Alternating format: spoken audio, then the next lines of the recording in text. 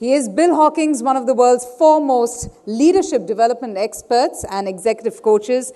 Interestingly, Bill has been on both sides of the business divide. He's worked as an executive and now he is mentoring them. In fact, he is an advisor to these executives. So clearly this double experience gives him a wider repertoire of skills that many won't really have. Bill also specializes in helping companies build their leadership pipeline and in helping leaders hone these very crucial leadership skills. He has worked with more than 20 Fortune 500 companies in 17 countries. Can I please request Bill to kindly come on stage and deliver his masterclass address on what got you here will not get you there rather. Apologies for that. A huge round of applause for Bill Hawkins, ladies and gentlemen. Thank you so much. I'm delighted to be here. And as you mentioned, for the last 20 years, what I've done is work with senior level executives to help them become even more effective. And so many times the most frequent question I get is, if somebody's already a CEO, what the heck do you work with them on? What do they need to do to get better? Which led to our book, What Got You Here Won't Get You There. As you heard last night, the world is changing. Technology is changing. It's impacting your company. It's impacting your customers. You heard about government. Your relationship with government is changing last night. And what our research shows is that even those behaviors, those leadership behaviors that have been so effective for you up until now, at that next challenge in your career, they can actually get you into trouble. So what I want to do in the time that we have together is I want to talk to you about the challenges that effective leaders have, okay, and some of the things that you can do to overcome those. I also want to talk to you about examining categories of experience that people use to develop themselves during times of change. And I want to give you a tool that we call Feed Forward. And I'm not just going to talk to you about it in theory. I'm going to give you a chance to practice it while we're together today. So one of the things that we found in our research is that the way people react to change depends on how they see themselves performing in the job today before that change impacted them. So one of the things that we have done, and I've done this all over the world for a lot of years, I typically kick off my seminars and my workshops with a question. And that question is, I want you to rate yourself. I want you to think of a group of people you would call your professional peers. Now, these people may not do exactly what you do, but they've got similar responsibilities. And then what I say to them is I want you to think in terms of how does your performance back on the job compare to theirs.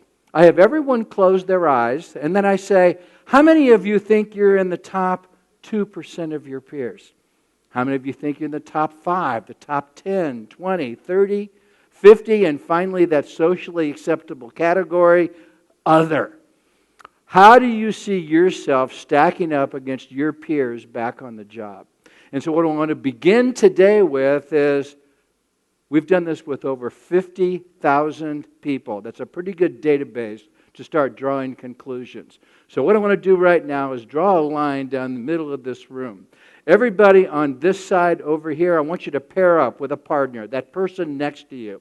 And what I want from the people on this side of the room is, what percent of people do you think see themselves in the top 20% of their peers? So in other words, do 5% of their people see themselves in the top 20%? Do 20% see themselves in the top 20%? Right? All of you over here, I want you to tell me how many people see them, and I want you to pair up with the person next to you, and I'm going to give you 1 minute to come up with an answer of what percent of people do you think see themselves in the top 10% of their peers. So in other words, I see myself as being, right, better than 9 out of 10 people on my team. On this side, I see myself as being better than 8 out of 10 people on my team. Everybody understand the assignment? Everybody on this side, pair up. Pair up with a person next to you. I want to know what percent of people come in the top 20%. On this side, I want to know, pair up with that person. Make friends with that person next to you, right? I'm going to have you do this again later on today. I want to know what percent of people do you think are in the top 10%. And for the first teams that come up with the right answer, I have a valuable prize. You got 60 seconds. Go. And stop. For the people on this side of the room over here, somebody volunteer for me. What percent of people do you think see themselves in terms of effectiveness on the job as in the top 20% of people in the workplace? Who's got an answer for me? Go. 80%? You win a book. Congratulations. What got you here won't get you there. 80% of people see themselves in the top 20% of their peer group. Let me go over here. What percent of people do you think see themselves in the top 10% of their peer group? 10%. You win. What? Have you already read the book?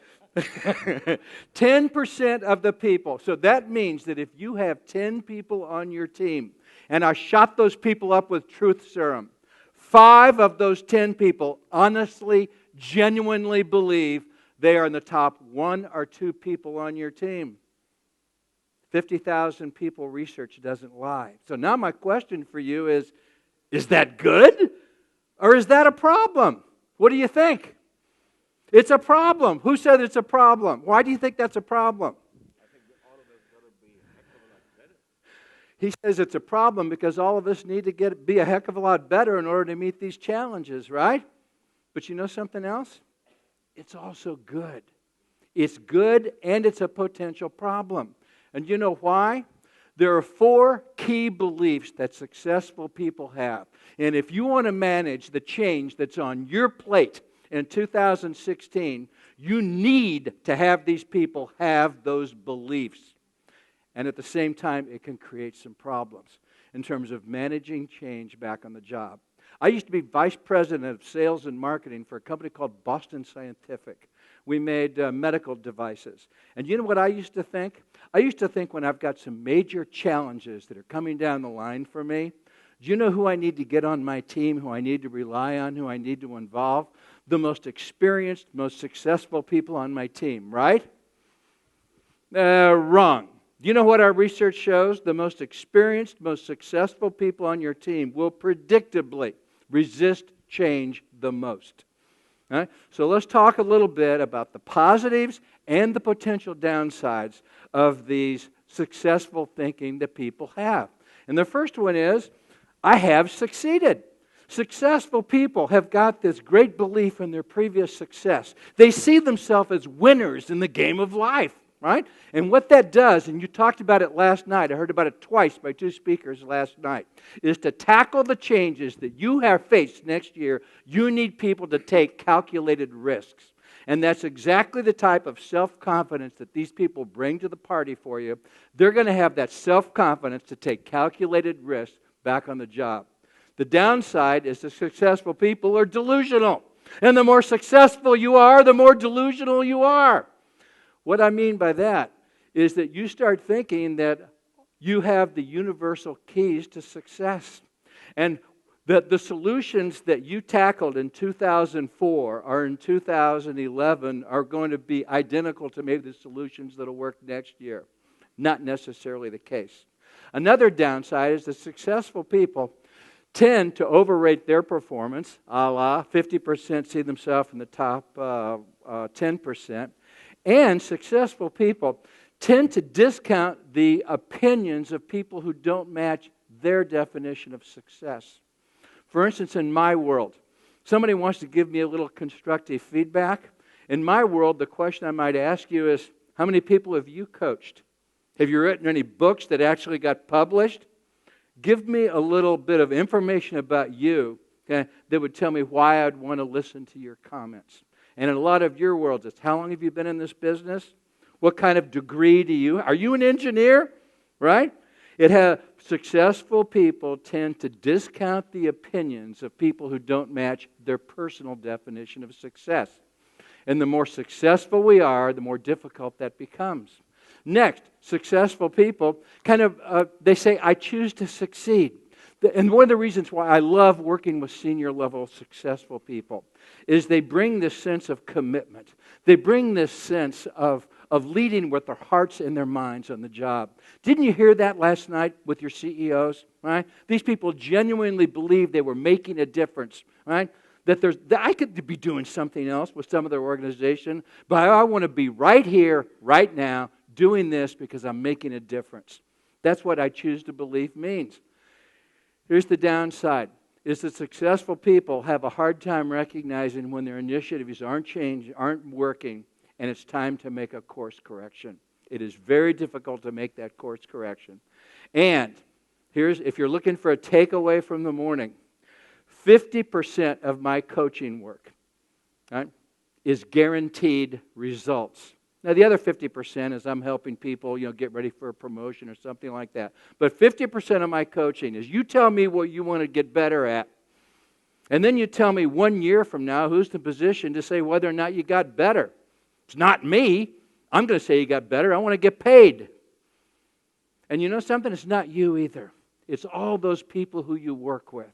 So what I do is I have people identify up front who are the people we're going to come back to 1 year from today and find out whether you got better or not. I've done this for 20 years. Have I always been paid? No. Let me give you a little feedback on what I've learned from doing this for 20 years. Can old dogs learn new tricks? Can people in their 60s make dramatic change? Yes, they can. It has nothing to do with age. It has nothing to do with education. The one key element in terms of making change and people back on the job is, do they want to change? Right? If they want to change, they can. If they don't want to change, don't waste the most valuable, non-renewable resource you have, your time, in people who don't really want to change. Next, successful people have got this idea of, I can succeed. Right? They think they can make a positive difference in the world. But successful people are not only delusional, they're superstitious. Do you know what I mean by superstitious? I live in California, where I'm within a 10-minute drive of 3 golf companies. And so I've gotten to work with some professional golfers. You cannot meet more superstitious people than professional athletes. Right? Can you think of things that professional athletes do that are just superstitious? You know what superstitious is, right? It means you're confusing. Am I successful because of this, or is this just happened to happen, right? Athletes are very superstitious, but it's not just them. Wait a minute, is there anybody here who's been married for longer than 10 years? Do I have any 10-year? Oh, I do. You've been married for 10 years, and you have keep that hand up. You have a spouse who adores you. And what is her name? Your spouse? There you go. And how long have you been married? Wait, the questions are getting harder from here on in. How many years? 24 years. Do you have any children? Yes. How many? 2. 24 years. And if I were to bring her in here, and we do this because of, in spite of column, because that's what we're talking about now. Am I successful because of this or in spite of this? And I'd say 24 years, 2 children. Let me ask you, why do you love this man? And she's going to correct she's going to concoct the because of column. I really appreciate this. I admire that. There have been challenging times, not just at work, but in our family. And I appreciate this. And I would say, what a great list you've come up with. But let me ask you one more thing. Could she put anything in the in spite of column? That after 24 years, she loves you in spite of the fact you might do this or that? Could she? Well, that's a difficult question. That's a very difficult question, right? Probably could, right?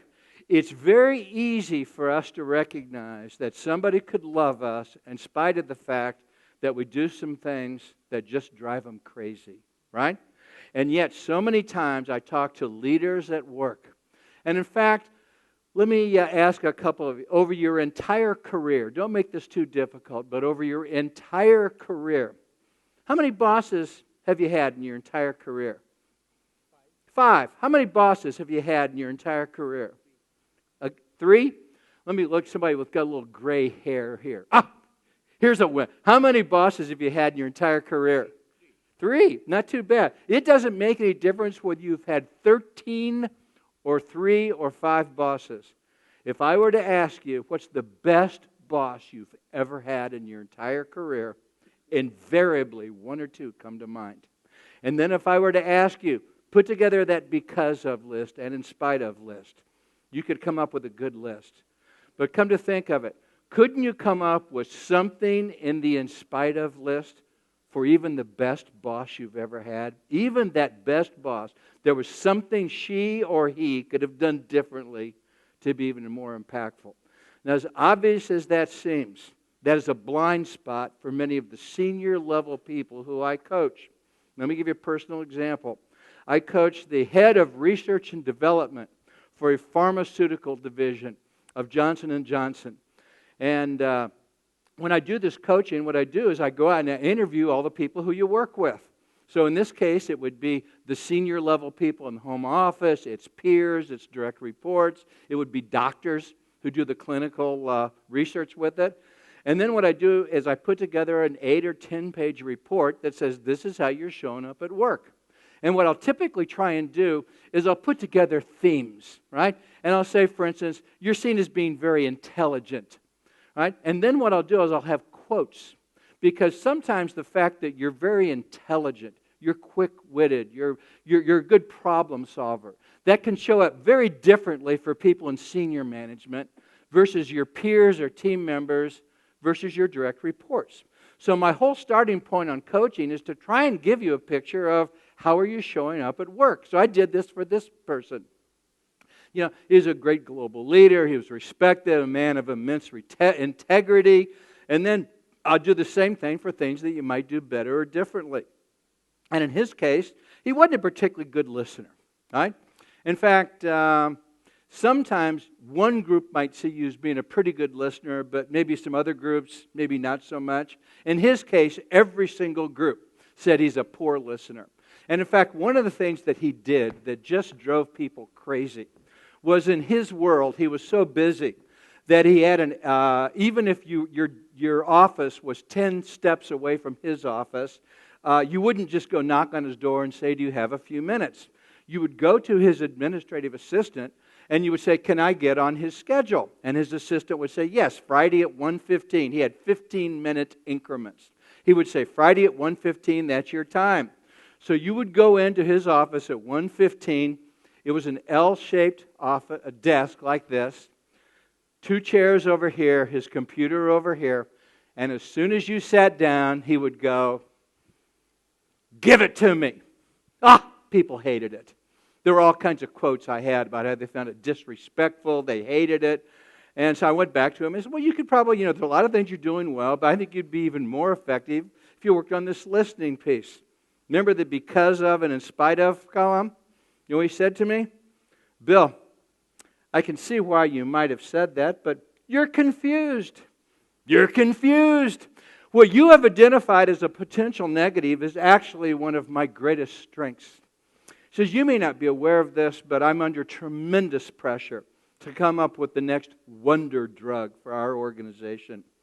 I have 600 people that I have responsibility for, and there aren't enough hours in the day to get done what I need to get done. I have not 1, but 2 PhDs in science, and on the university entrance exams, I got a perfect score. I am perfectly capable of multitasking, which is exactly what you've identified in your research. So it's not a weakness, it is a strength that enables me to get more done than most other people. I was telling this story a few months ago, and somebody said, well, he's making a pretty good case, Bill. Maybe you were confused. And what I say is I'm frequently confused, but I'm not sure this is one of those cases. If you're in charge of research and development, and literally everyone on your team thinks you're a poor listener, are there any downsides to that? What would be a potential downside? Who's got one for me? Just yell it out. What's the downside to being a poor listener? Again? I heard it. Yes. Yeah, it's not successful. What else? What? He's not connected to his people. Yeah. In fact, have you ever worked for somebody who was just a terrible listener? You know what you start doing? You stop trying. You stop trying to even communicate with that person. I even have, one of the things that I do is I have a lot of research. I could actually show him data that said that listening is statistically tied to creativity. I thought he might like that. Listening is statistically tied to innovation. It's statistically tied to teamwork. It's statistically tied to integrity.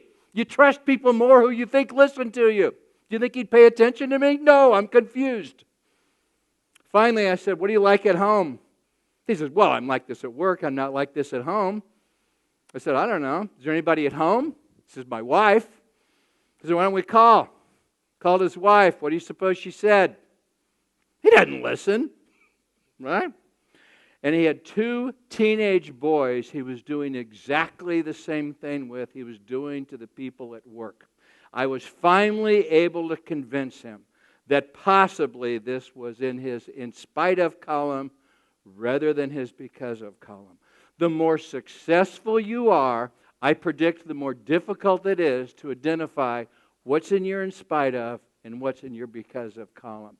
Next, I will succeed. Last night, you heard some research about CEOs in India. Do you remember hearing the research? And one of the things that the research indicated is CEOs in India are more optimistic. Do you remember that research we had? Well, you know what our research shows? Is that successful people are optimists, and optimism is the number one predictor of success. You have a key project that's absolutely critical to success for next year. Who are you going to give that to? Your most experienced person? Going to give it to the person with the best title, the person who's done it the most times? Do you know what our research shows? Give it to the optimist. So if you combine our 2 pieces of research, I'd say give it to an Indian CEO who's an optimist, right? Those are the people who are going to solve the problems for you moving forward. The downside is that optimists tend to overcommit. In fact, how many of you right now, as you look at both your personal and your professional life, think that you're probably as busy, as hectic as you've been any time in your career? Let me see the hands. How many of you just be totally busy, committed in your life? That's right. All right. Here's the challenge I have for you, is that the world we live in is we tend to be overcommitted. But in terms of developing yourself and in terms of developing your people during these times of great change, make this the one portion of your life where you undercommit so that you can over-deliver. I'm going to show you research a little later this morning where we actually proved it. We tracked 86,000 people. If you're into research, it doesn't get much better than this, who are all trying to improve their leadership behavior on the job to get ready for promotions that lay ahead for them. And one of the things that we discovered is this is what made the difference. I can succeed. So, how do you get ready for these? Okay? Here's what I want you to do now. I want you to, for those of you who are introverts, remember introverts and extroverts? Extroverts like me talk to think. Introverts think to talk first. So for all my introverts out there, in about 1 minute, I'm going to ask you to share with 3 or 4 other people at your table what has developed you for the challenges that lay ahead. As you look at the challenges that lay ahead for you in 2016 and beyond, what's prepared you for that? And it typically falls into one of 5 categories. One is it's challenging jobs. And you look back in terms of your career, and what you say is, I have found myself in jobs I thought I was prepared, but I wasn't. There was technology I needed to learn. There was customers and customer impact that I needed to get a handle on. I had to learn how to push people, but I found out you can't push people too hard. I had to learn how to build teams. It was probably on-the-job learning for difficult jobs that's prepared me. Other people say it was other people. For me personally, it was my mentor, this Marshall Goldsmith guy that you heard about, right? Anytime I get into a tough situation, I give him a call and say, what would you do? What advice do you have? If I had to pick one, for me personally, it would be another person. Sometimes it's a boss. Sometimes I've even heard parents or family members, but they'll say, what's prepared me for the future is other people. Sometimes it's hardships. One of the most common hardships I hear by senior level people is layoffs. If you've ever had to lay people off, that's a tremendous hardship. Right? But that which does not kill me makes me stronger. Or it could be coursework. Going back, getting my master's degree, and going to a particular course on strategy made all the difference in terms of preparing me for these challenges. And lastly, off-the-job work. I've had people tell me, where I really learned to coach, I guess it would be coaching kids in football, right? There's no right or wrong answer to this, right? But what I want you to do now is I want you to get into groups of say 4. Get into groups of 4. So right now, everybody self-select groups of 4. Okay? So there's going to be the 3 of you plus somebody from another table. Get into groups of 4. Right? Move around, groups of 4. How about, right? You got it. You're going to move over here. The 4 of you are together. The 3, which one? The 3 of you plus you. Okay? Back here. I want to see groups of 4. This is going to be easy. The 4 of you and the 4 of you. Okay, we'll let you guys do 5. Okay? 5 over here. Now back here, turn around, your chair's around, and I want groups of 4. 4, right? Groups of 4 here. You got a normal group of 4 here. A group of 4. Okay? Can you turn around over here and you turn around here? Here's what I want you to do. I'm going to need a leader for this group. So look around at the other people in your team, and I want you to decide who is going to be your leader for the next 5 minutes. And here's how we're going to do it. I want you to take a finger. I want you to point it toward the sky, and when I count to 3, I want you to point to the leader on your team. Now, is everybody ready? Get those fingers up there. I want to see fingers. Get them up. Get fingers up.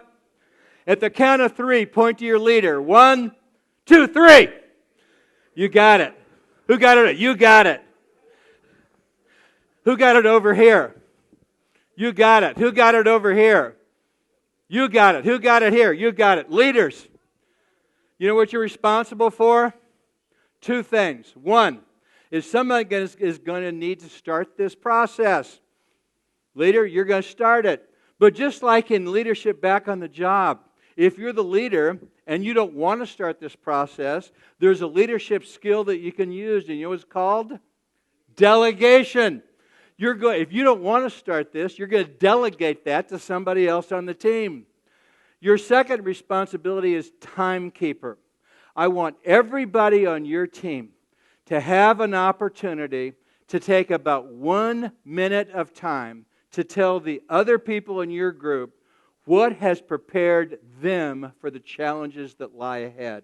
Has it been people? Has it been hardship? Has it been courses they've gone to? Has it been jobs they've had? I want you to have a chance to listen to other people and what has been development for them. Now, the reason why I have a timekeeper, leaders, is there's some people who will get so enthusiastic about this, they'll take the entire 5 minutes telling their story. Right? And I'm sure it's a great story, but I want this story to be about 1 minute long. So timekeepers, I'm going to give you 5 minutes, and you need to finish this entire process in 5 minutes. Do you accept that responsibility? She does accept that responsibility. Are you ready? On your mark, get set, go! Now here's my question for you. How many of you found yourself talking about, for you personally, challenging jobs? Let me see a show of hands. Challenging jobs, okay? How many of you was it a person? Okay? A boss, a mentor, a family member? How many hardships? We do see some hardships, okay? How many coursework? Coursework, got a few of those as well. And how many off-the-job experiences? Off the job. My point of the matter is there's no right or wrong answer on this. But the truth of the matter is, one of the things that people will ask me, what is the secret to leadership? Nothing replaces knowing your people. Right? What a great question to ask the people on your team is what has produced the learning for them that's going to help them meet the challenges that lie ahead. I will tell you, though, statistically, because this has been tracked, 70% of all development takes place on the job.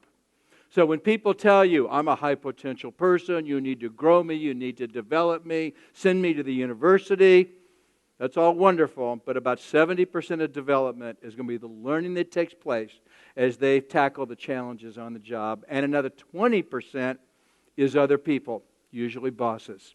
So you've actually captured 90% of development on the job by having people have challenging jobs that stretch their skill level and their understanding level with some coaching, some mentoring, some involvement along the way. Next, what I want to talk about is teaching leaders what to do and what to stop. One of my heroes is Peter Drucker. In fact, I was invited to join the Peter Drucker Foundation about 10 years ago. And one of the things that he has said that certainly resonates with me is that we spend a lot of time helping leaders what to do. We don't spend nearly enough time helping them learn what to stop. Let me give you another way to look at this. Is that there's something I call business or organizational maturity. Now, because I like numbers, I'm going to give you a number. But please keep this in the spirit in which I intend. Most people reach business or organizational maturity at about the age of 40. And what I mean by that is there's some things that you need to, I'm a big believer in this coursework. I earn my living doing it, doing workshops on leadership, speeches on leadership. But there's things you're never going to learn in a course. You need to learn them on the job. Things like good boss, bad boss. Right? If you want to be a great boss, do you know what you have to have had at some point in your life? A good one. You don't need to have had a great one, but you need to have had a good boss somewhere along the line. Do you know what else you need to have experienced? Oh yeah. We call it the boss from hell. Right? What do you learn from that boss?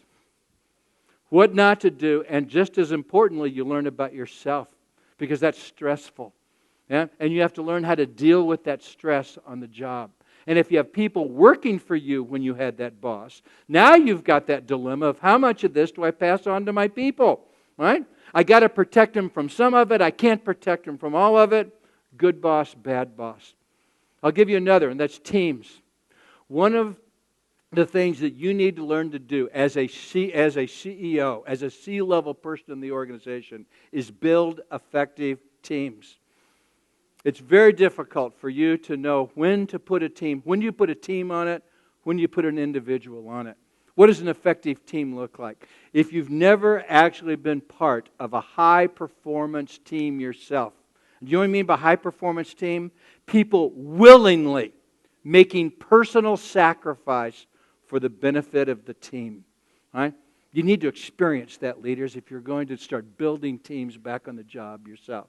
And of course, on the flip side of that, you need to be on teams that are totally dysfunctional. We get a chance to do that frequently early in our careers, right?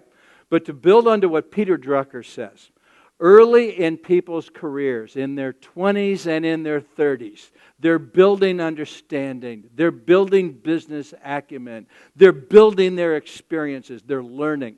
Once you reach that business maturity, which I'm going to call about the age of 40.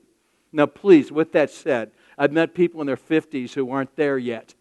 I've met people in their 20s I would call savvy. But most of the time, by the times people have reached 40 years old, they've had good bosses, they've had bad bosses, they've been on effective high-performance teams, they've been on other teams that were poor teams. Once you reach that stage, very frequently, what the next step of effectiveness for you is not learning more, but it's maybe what Peter Drucker says, spending time, learning what to stop. And in fact, in our book, What Got You Here Won't Get You There, one of the things that we discovered is that to reach the highest levels in organizations, almost never are there problems involving flaws relating to technical skills, intelligence, or personality. If you're looking for a new chief financial officer in your organization and you start interviewing candidates, guess what? They're all smart. They all work hard. They're all technically competent. Almost invariably, what it comes down to is how is that new chief financial officer going to relate with the board? How are they going to relate with the public? How are they going to deal with the press? How effectively are they going to work with the other members of the team? And almost invariably, what it comes down to is interpersonal behavior, transactional flaws. That's what I work with an awful lot of people who I coach. Now, what we discovered is there are 20 annoying habits that can get people in trouble. And I'm not going to spend talking about all 20 of them, but I am going to talk about what I call the big three. At the highest levels in organizations, when I'm coaching people who are senior vice presidents, who are CEOs, almost invariably, one of the issues is going to be one of these first three. And you know what the first one is? Winning too much. And this also relates back to what made you successful early in your career can start to become a stumbling block later on. Do you know how you were identified earlier in your career? You were the smartest person in the room. You had just the right answers, you had just the right questions, and you didn't accept obstacles. Right? Obstacles were simply speed bumps on the road. Okay? You were a winner. That's how you defined yourself. You went for a win. And when it's critically mission important, you know what you want to do? You want to win. What about when it's only sort of important? You want to win. What about when it's not important at all? You want to win. What about when winning is counterproductive? You still may want to win, right? Because you think of yourself as a winner. There's going to come a time in your career, okay, where what you have to look at is no longer about being right, it's about being effective. And sometimes the most effective thing you can do is to let somebody else in the room be the smartest person in the room. And in fact, if you try and be the smartest person in the room, you're not as effective as you can be or should be. It's all about winning too much. The second one, adding too much value. Last year, in the United States where I live, Alan Mulally, who is CEO of Ford Motor Company, was voted our number one CEO of the year. And last year, I coached one of his direct reports. So once a quarter, I had to go in and talk to Mr. Mulally about how's my coachee doing. I will never forget the first time that I went in to talk to him. I bet you I hadn't been in his office 10 minutes. And you know what Alan Mulally, CEO of Ford, said to me? He said, remember, I've been in his office 10 minutes. He says, Bill, want to know what I'm working on for my personal development? And I go, sure, Mr. Mulally. What are you working on? And he says, well, I'm not sure if you're aware of this, but he says, I'm an engineer by training. Before he went to work for Ford Motor Company, he was in charge of commercial aircraft for the Boeing company, right? And he said, I built my career in search of perfection. That is what I've dedicated my career for. Finding the smallest flaw, the smallest detail that might get in the way of perfection. He says, now I find myself responsible for 450,000 employees with a company that's struggling, and up here I get it. I know what I'm supposed to do. I'm supposed to provide a vision. I'm supposed to get people engaged and excited, okay, and motivated to do the job that they're doing. And he goes, but if I don't watch it, that engineer in me comes out. And then he said, you know what happens? People come in and make a presentation to me. And they come in all excited and motivated. He says, if I don't watch it, this is what I do. And he literally stood up from his desk, right? And he said, they're making a presentation. And all of a sudden, I've got a question about the numbers on slide 14. And I go, pew, pew, pew. He says, I shoot holes in it. Now, did I maybe add some value? I suppose. But he said, what happened to their commitment? What happened to their ownership? What happened to their motivation? That's not my job anymore, is to correct numbers on slide 14. It's to get people enthusiastic. So he has a sign on his desk, handwritten, with 4 words on it. You know what those 4 words are? Is it worth it? And he says, before I open my mouth, what I do is I look down at those 4 words and I ask myself, is what I'm getting ready to say worth it? Huh? And he goes, sometimes it is. And we get into a rich discussion on the numbers on slide 14. But other times I look down at those 4 words and you know what I say? It's not worth it. In fact, you know what I tell those people? In fact, how many of you have had to make a presentation to a CEO sometime in your life? Let me see a show of hands. You've made presentations to the CEO, right? And you know how much time and effort and practice goes into that presentation, right? He says, do you know what I now do? I say, I love it. I absolutely love it. You own it. You have my complete support. Go make it happen. And he goes, they literally fly out of here. And then the next thing he said is, you know what productivity really is in large organizations? It's great idea multiplied by ownership and commitment to implement great idea. For most of you in this room, that is what your job is to get people to be committed and to own what's on their plate. And sometimes what you do, especially those of you who are technically trained, is you tend to add a little bit of value, but it's not your job anymore to do that. And the next one is, passing judgment. Is that one of the things that you need to do is communicate effectively with your people. And the higher you go in the organization, you forget the fact that you're going to be the senior person in a lot of meetings. All eyes are on you. People are looking for, are you in favor of this or are you not in favor of this? What do you think about this? And what you have to do is be judgment neutral for people to be completely honest with you on what they want to do and where they want to go. So I call these the big three. If you're looking for maybe an area where you could potentially improve, or someone on your team could potentially improve, during times of great change, over 30% of all the coaching that I do involves one of these. Now, I'm not going to go over all of them, but another thing is starting a sentence with no but or however. Right? Any person who's being coached by me, if they start a sentence with no but or however, I charge them $20. Right? You're never allowed to start a sentence. Oh, thank you very much for that, Mr. Customer, but, blah, blah, blah, blah, blah. Oh, thank you, team member. However, you know what the message is? It's negative. May not have been your intent, but the message is it's negative, and I discount what you say.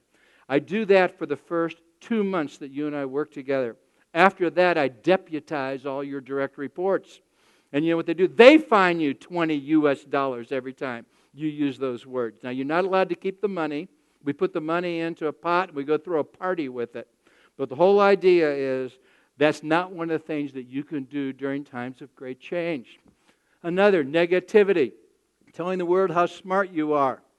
Or claiming credit that we don't deserve. Clinging to the past, certainly a problem when you're facing change. Shooting the messenger. Refusing to express regret. No listening, we already talked about. I want you to take a quick look at these 20 potential bad habits. Because what I want you to do right now is I want you to think of one of these you have experienced as a leader. Not that you've done yourself, but that you have experienced from a boss. It might be one of these, or it might be one of these. If you had a boss that had to win too much, maybe added too much value, picked at numbers on slides, was negative, withholds information, wasn't good at giving positive recognition. Sometimes what leaders do is they focus too much on what we need to do better and not enough on celebrating successes. Or maybe the excessive need to be me. I'm not very computer literate. Deal with it. Right? So what I want you to do now is pair up with the person next to you. Right? Once again, pair up. I want to see pairs. Right? Because what happens is people ask me, can people really change? And what I say is you reach a point in your career where behavior change is really the only change that you're going to make.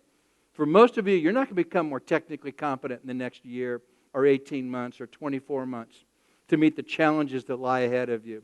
It's going to be this kind of stuff.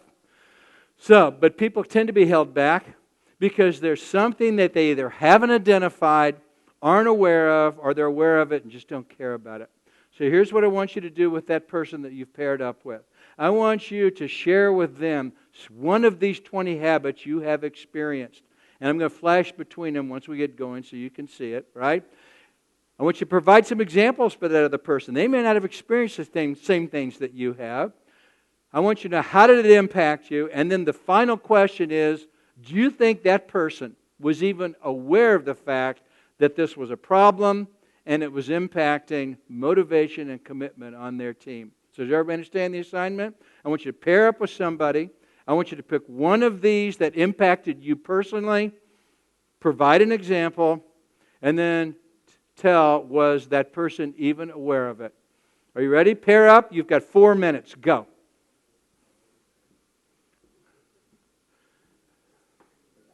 Ready? And stop. Now, this is one where it's sometimes difficult to share these kind of issues. Is there somebody who would be willing to volunteer for me? Which of these habits did you experience? And you can tell me about that. Who would be willing to volunteer that for me? You got it back here. Okay? And who was your partner? The two of you? Okay. Thank you so much. I have books for both of you for being so courageous to volunteer about receiving bad leadership somewhere along the way. What was the issue? There's work. Okay, there were two things that we would like to share. First of all, we discussed why do we need to be judgmental and talk about other people. And there, I think we arrived at a conclusion that at least we get to know the don'ts. Okay. So in my case, I have come across various leaders who lived in the past, which kind of was challenging. Yeah. So, which is especially challenging when you have challenges for the future. Correct, because no two situations are same. As they say, there is something called repeatlessness of a situation. That's right. And if you live in the past, you just can't. If you live in the past, you can't deal with the future. Do you think this person was aware of the fact they were doing this and weren't even aware of it, right? Blind spot, absolute blind spot. Weren't even aware of it. Okay, one more. Who has got one for me? Please, over here. What was your issue? Please, here's a mic. It was very upsetting from these 20 words, speaking when angry. Speaking when angry. Now that would actually disturb the person's judgments, would listening be part of that again, because then your viewpoint is never adhered to, and you are asked that, made to feel that you're an idiot and I'm a smarter guy, so you back off. And what he's tied to is the speaking when angry, and so many of these are tied to each other. When you're speaking when angry, you're also not typically listening, right? And do you think this person was aware of the fact how negative it was on the team? No, he was aware of certain areas, and when he was in the relaxed mode, I would go up to him and did have the guts to point out that this is no way, because this is creating some sort of a gap between our understanding. So in one case, we have a leader who knew it, but just didn't fix it. In another case, we have a leader who wasn't even aware of it. So my next question for all of you is, when you were talking with your partner right now, how many of you actually had a boss who did one of these and you think they did not even realize the negative impact on the team? They just didn't understand it. Let me see a show of hands. It's typically 50%. Typically 50% of the time, bosses don't even understand how negative, how demotivational, and disengaging this behavior was, because they just didn't know. So I have one last thing for you, and what that is, all right, if you don't know, what do you have to do? Ask. And who do you ask? Well, you might ask your direct reports. Okay? What can I do during these times of great change? What can I do to be a more effective leader? Or you might go to your peers, your team members, say, we're all in this together. What can me and my team do to work more effectively with you and your team? Or you even go to customers. Now let me take a step aside. This only works with existing customers. This does not work with people who you would like to be customers, but they're not customers right now. But if they're existing customers, either internal or external, you go to them and you say, my job is to serve you. What can I do to more effectively serve your needs this coming year during these times of great change? Now, I've researched this. If you do that, do people's opinion of you tend to go up, stay the same, go down? What do you think? They go up. So I got one question for you. Why don't we do it? Oh, I got serious. Only 1 out of 20 senior leaders do this. Can you believe that? And in fact, I teach high potential workshops for some large organizations, identify teams of people who are high potential. They want to grow them, they want to develop them. And over the course of a year, I come in and teach a workshop. 1 out of 20 leaders do this, and yet research shows it's highly effective. Why don't we do it? What do you think? I was hoping I'd get a lot of bad answers before I got a good answer. We're afraid of the answer. That's why we don't do it. We're afraid that we're going to go talk to a direct report and say, what can I do to be more effective? And you know what that person's going to say? Boss, delighted you asked. I have a couple of ideas. How about some more resources to get the job done? How about a raise? How about a promotion? And you're sitting here saying, why did I bring this up? Right? If you haven't learned anything yet this morning, I have one piece of information you could find incredibly valuable. Because we're afraid that they're going to bring up a laundry list of things to do that we couldn't possibly solve, so why would we go there? What we have found in our research is that you don't have to solve every problem. All you have to do is identify one issue and work on it, and people's perception of your credibility, people's perception of your leadership effectiveness increases. So we're afraid to ask because we think we can't fulfill their expectations. The truth of the matter is, and people say, why is that true? And so well, only 1 out of 20 asked to start with, right? So if you do anything, right, your perceived effectiveness goes up. So you ask, then you listen. Remember, don't use those words no, but, or however, but just listen to the feedback. Listen to understand. Think about it. Remember those 4 success traps? I can, I will succeed, because of, in spite of. Take the time to think about it. And sometimes not just what you're going to say, but how you're going to say it. Thank them for the feedback. And then the one tool I want you to leave with here today. And this is a tool that we have researched extensively that is very, very effective. And I want you to have a chance to not just understand this in theory, but to understand, to actually practice it. And what we call this is feed forward. Feed forward is about letting go of the past. It's learning as much as you can about the future, and it's about helping other people. And what it is I want you to get ready now, is I want you to pick something that you would like to do more effectively yourself. It could be something personal. I want to be a better listener. I want more balance in my life. Right? I want to be more physically fit, right, from this morning discussion. Or it could be something professional. I want to delegate more effectively. I want to be better planned and organized at work.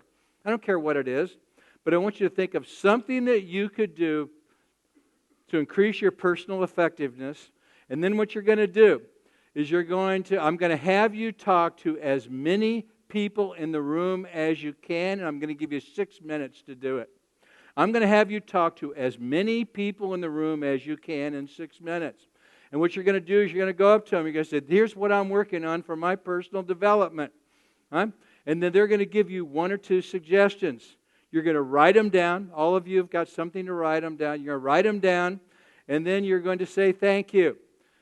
The reason why we call this feed forward is you're not allowed to visit the past. Some of you know each other, right? So you're not allowed to go back and give any kind of past history. Only helpful suggestions oriented toward the future are allowed.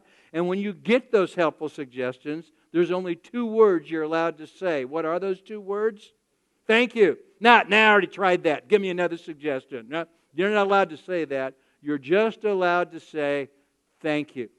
So have I rambled on long enough that all of you have thought of something that you might do to improve yourself, either personally or professionally? You got something to write on. You got something to write with. Would everybody please stand up? Please stand up now, everyone. You now have 6 minutes to talk to as many people in the room as you can, one at a time, to get suggestions on your issue. On your mark, get set, go. I don't know why this usually takes 3 times. May I have your attention? And for the 3rd time, may I have your attention? Complete the conversation that you're in right now. In other words, finish this conversation, but when you finish, return to your seats. Thank you. So you go back to work next week and somebody says, hey, when Bill Hawkins was in for that seminar, did he do that feed forward thing? And you go, yeah, we did. It was right toward the end of the session. And they go, what was that like? If you had to describe that 6 minutes in a word or 2, how would you describe what feed forward was like? Somebody give me a word. What was that like? Yeah. What was the... No, I had to have a... What was that like? Yes. Motivating. I want to hear another. What was that like? Engaging. What was that like? Very helpful. Wait a minute. Yes, what? Inspiring. Yes. And it provided introspection. One of the most important skills you need as a leader is to provide feedback to your people. Positive feedback and, yes, sometimes constructive feedback. But yet what research shows, in fact, I just got into a discussion about cultural differences between India and the United States, where I do most of my work. We're bad at this in the United States. You're also bad at this, right? And you know what you're bad at? Providing constructive feedback. Huh? You're not good. Now, I'm not saying everybody in the room is, but as a culture, you're not good at providing constructive feedback for your people. Do you know why? You find it awkward, uncomfortable, and embarrassing to tell people that their performance is not meeting your standards. And yet, I took part in this feed-forward process. There were people who needed to do a better job of providing positive recognition. There were people who wanted to improve their organizational skills. Sometimes that is exactly the message that you need to deliver to your people. And yet, how often do they say, oh, that was motivating? They don't, do they? So here's what I want you to do. There must be a difference between feedback and feed forward. Feedback, which can be awkward and uncomfortable, and this feed forward process that almost universally everybody said, it was motivating, it was engaging, I liked that. So I want you to pair up with the person next to you, and this time you only have 30 seconds. Give me one reason why you think that feed forward was more positive than feedback. Go. Okay, time's up. Somebody on this side of the room, because this is where the microphone is. Give me one reason. What was one thing that you talked about that made this work for you? Who's got one? Please, back there.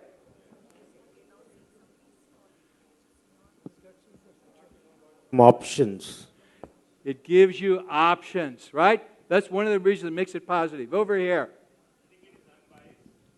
It sounds unbiased.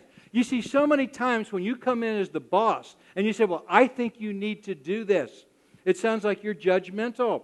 You see, what happens is people don't mind. I used to think that people didn't like negative feedback. I now have access to a 1 million-person database. Do you know what I found out? People love knowing where they stand. You know what they hate? Being judged. And too many times when you come across as the boss saying, I think you need to do this, I think you need to do that, it comes across as judgmental. What were you thinking? Enhances communication and bring the team spirit. It enhances communication. What did we hear from the CEO of the year last night, right? Is that what we need to do, one of the challenges is effective communication. Back here. So it gave us an opportunity to know what to do next. It gives you an opportunity to know what to do, and it keeps all the options open. I mentioned that I work mostly with very, very successful people. Do you know what I've discovered? Successful people have a limited appetite for looking in the rearview mirror, right? But they love looking for the opportunities and the options that are out for available. Okay, we have time for one more. Who's got it? Yes. It's much more open, and it keeps the lines of communication open, right? So I'm not going to tell you that feed forward replaces feedback. You still need to give performance reviews for your people. You still need to give them feedback on occasion.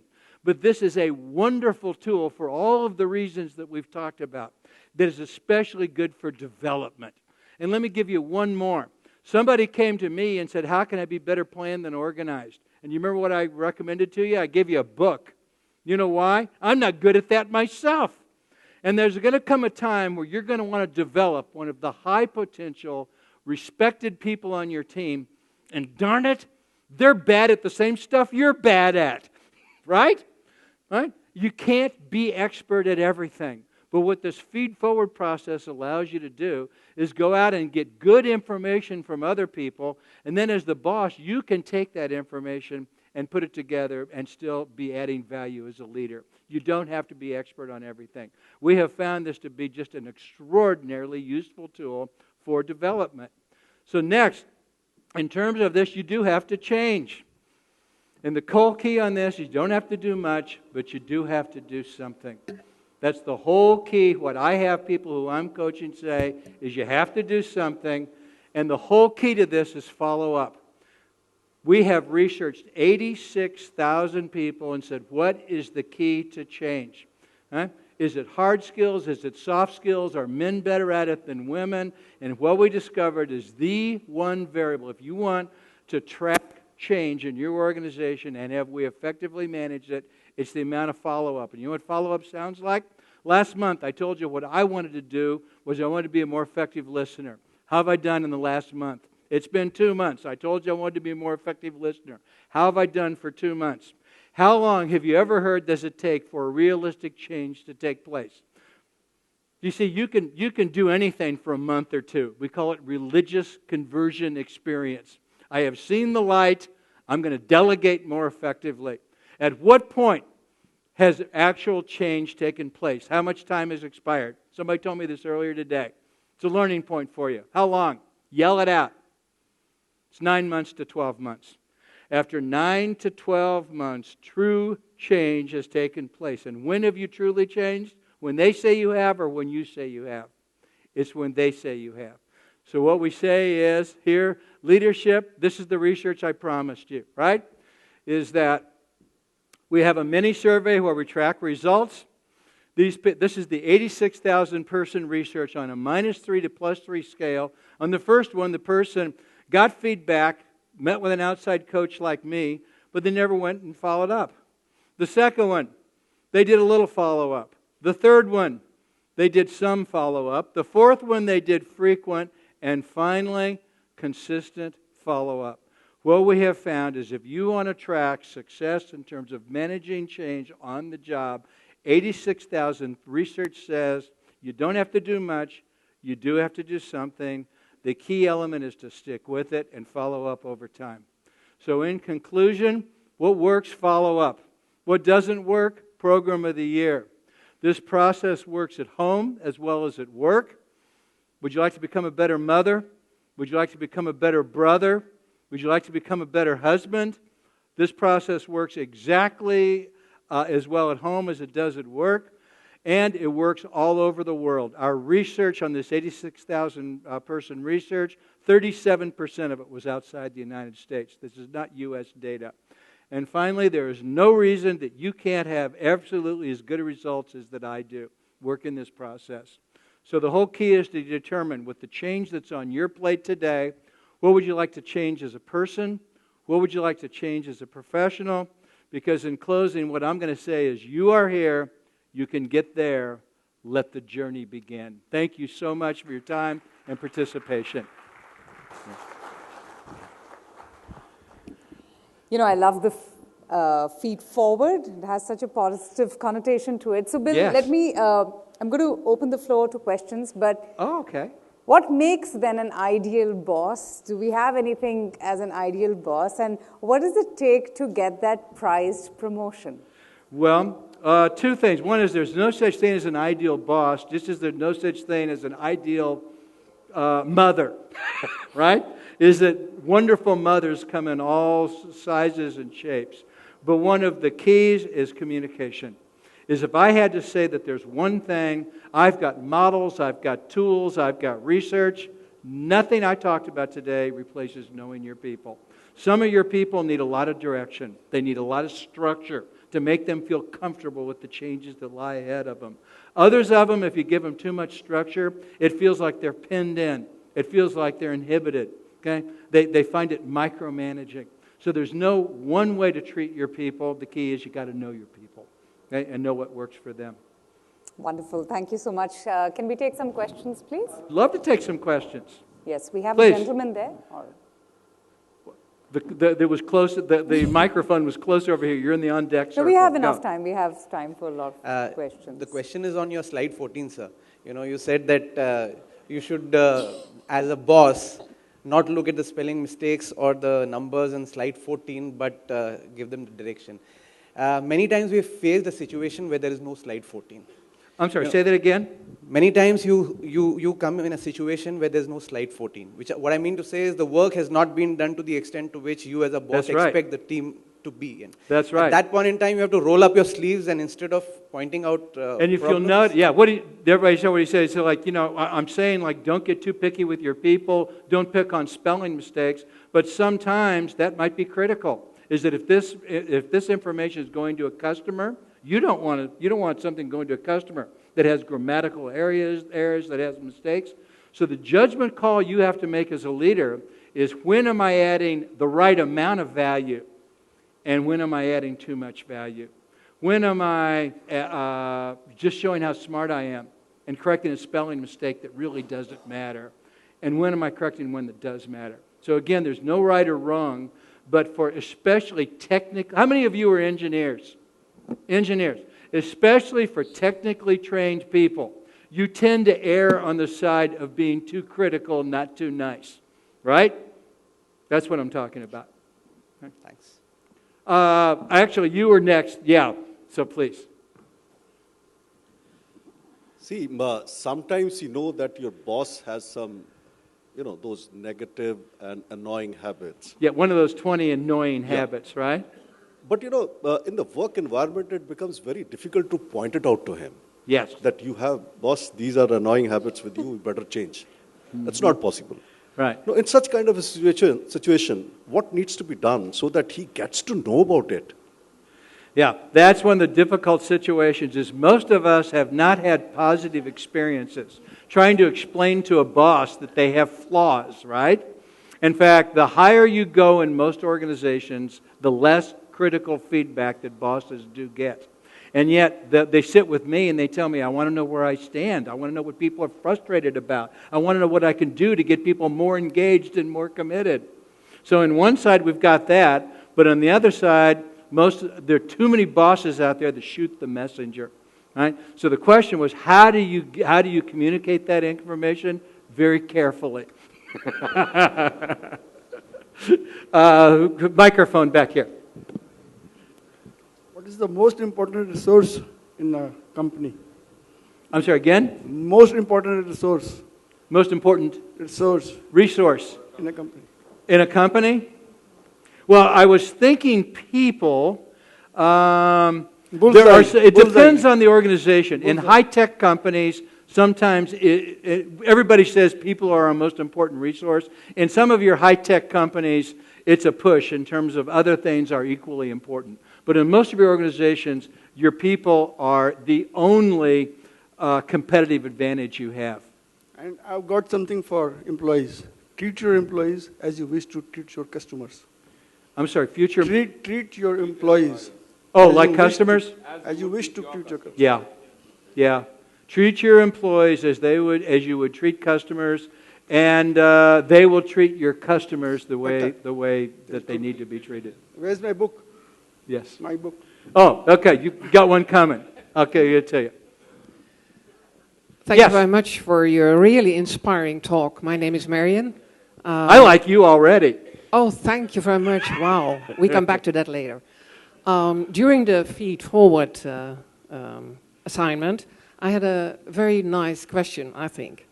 How can I prove myself in stimulating Indian women to get up in the boards of corporates? And I received wonderful, wonderful suggestions. I won't tell this too much in detail. Now back to you. You're talking about research. And my question is, do you have any research results about gender in leadership regarding all your messages? Yeah, we have a ton of research on gender in leadership. Do you want the good... Gentlemen, do you want the good news or the bad news? The bad news? Okay, well, okay. Is that most research shows that women, in terms of you know what I mean by 360 feedback, where you get feedback from all the people back at work, they tend to outperform us in every area. Yeah! Women tend to outperform men in every area of leadership performance. They tend to be more strategic. They tend to build better teams. They tend to give better feedback. The bad news is that we don't care. It doesn't tend to upset men. Back to that research again. Would my database be 50-50 in terms of all the corporate people that have been interviewed and gone through it? What percent of my database do you suppose are female? I know you don't know. Guess. What percent of senior executives all over the world are female? It was 10 to 15%. About 10 to 15% of my database was female. They tend to outperform us in every area in that database. What I think that may tell us is that you have to be better to get there. Right? That would tend to be the conclusion that I draw from that. But women tend to do very well in these research pieces that we do. Yes? Firstly, thank you so much for your words of wisdom. Thank you. My question is that would you recommend that we behave differently with different bosses? I'm talking about the behavioral attribute, or should we just focus on our jobs? Behave differently with different bosses, or just focus on yourself? I think you have to behave different. First of all, you need to behave differently with different direct reports. Remember I just said, some of your direct reports need more structure, some of your direct reports need less structure. You also need to behave differently with different bosses. And one of the things that you need to ask your boss, for instance, is how frequently should we communicate? If you get a new boss, you don't know how often that boss wants communication from you. Would that boss prefer email or voicemail? I always ask a new customer that, and they always know the answer. They never say, I don't know. Would you prefer an email or a phone call? Would you like to get together once a week or just on when we've got an issue going? And so different bosses have different requirements. The answer would be different strokes for different folks. Great question. Okay? Today we see a lot of Indian people of Indian origin heading as CEOs of world-class organizations, whether it's Google or the likes. Yeah. And quite a few people... Especially in the U.S. Especially in the U.S. And a lot of people would like, from the West, to get experience either in India or China. You have done extensive research and workshops across the world. Yes. My question now is, what kind of a work culture you find which is starkly different in the West vis-a-vis in India? Wow. What's different in what Difference, way? Work culture. Oh, wow. What's the culture difference? Yes. One of the things I was just talking about is the challenge with what we call millennials. Do you use that same expression in India, the millennials, the young people? I find that the millennials in India, I was just in China a few months ago with Lenovo, the computer company, and they tend to think that their millennials are much more like millennials in India. I don't know how many of you work in China, but they said that they're very different. Would you say the same or not? Absolutely, yeah. And that the millennials in the United States, one of the issues is they tend to have what we call the entitlement mentality. Right? I've been in this job for 3 months already. When do I get a promotion? Right? I don't know culturally if that is the same issue that you face. I don't believe it is. Right? It is the same issue. Okay? And you and I were talking last night. You've visited the United States. What do you see in terms of differences or similarities? Millennials are the same.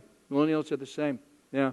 I would tell you that, the Indians tend to do extremely well in the U.S. culture, right? As you tend to already know. And I think one of the reasons for that is you bring many of the CEOs in the United States come from an engineering background, right? And I think a lot of that is the statistical training that you get that a lot of Americans don't get. It's that attention to math and science. Yes? I personally feel I think the Indians by nature are very, very competitive on the job. Yes, of course competent. Huh?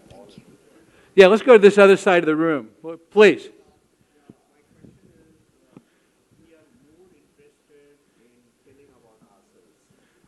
Telling about a job or directing people. So we are so much task-oriented or task-focused that we don't ask questions. That's right. Because from a people perspective, I would say that asking questions makes the other guy comfortable. So that is something that we are not good at. Probably we are more interested in telling you do like this is how you are supposed to do, directing people. So probably as leaders, if we can probably pick up the skill of asking, it will help us in the long run. That is one of the skills when I'm working with people, preparing them for instance, to be a CEO. When they are on the short list to be the next CEO of their organization, very frequently what I get them doing is asking questions. You know why? As CEO, how many of you are CEOs in here? My CEO. Okay, you have people working for you who are more technically expert at their job than you will ever be. right? And so it isn't understanding the business, it's understanding what questions to ask, right? And how to ask insightful questions. And very frequently, early in our careers, we were rewarded for having all the answers, right? Okay? And all of a sudden now you're preparing to be CEO of an organization, and it's not about having all the answers, it's about asking the right questions, right? And it's a learned skill for most people. Very few people have that natural skill to ask insightful questions. They have to learn it. Great question. Thank you. Okay. We'll come to the end of the session. Thank you all. That was indeed a thought-provoking and a very stimulating session, Bill. Once again, a heartfelt thank you. I would like to, call on stage Ashish Bagga, who's the Group CEO from the India Today Group, to kindly come and give a very small token of our appreciation for your time and for that very interesting session that you put together for us. A huge round of applause for Bill Hawkins there, ladies and gentlemen. Thank you. Thank you very much. It's a big one, yes. Thank you very much. Very much. Thank you. And I'm going to be around the rest of the afternoon. If any of you would like to talk some more or have more questions. Thank you very, very much.